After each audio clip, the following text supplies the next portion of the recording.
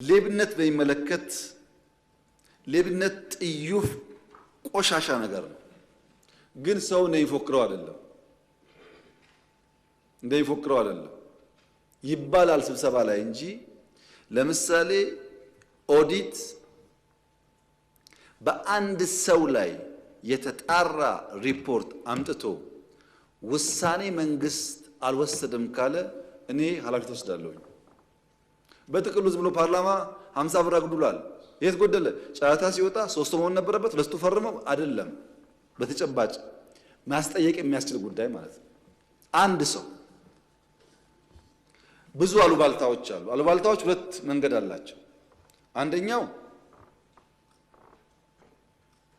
ሻል ያለ ሰው ስራ የሚሰራ ሰው ከሆነ ቀላሉ ማጥቂያ መንገድ ስም ማጥፋት ነው የሚዘምቱ ሰዎች አሉ።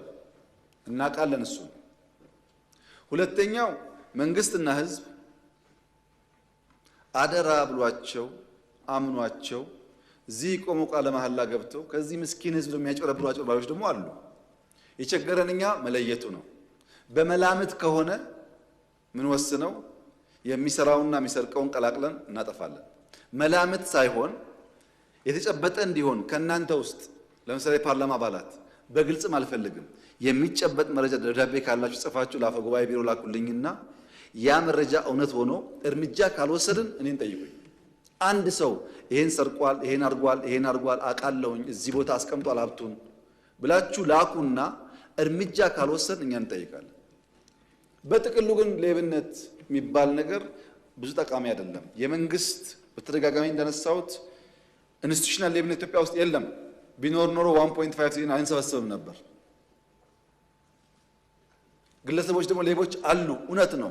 እነሱም ማወቅ ግን ቀላል አይደለም። ሰው ሌባ አማክሮ ጠብቀኛ ነው ሰርቄ ልምጣ ብሎ አይደለም የሚሰርቀው።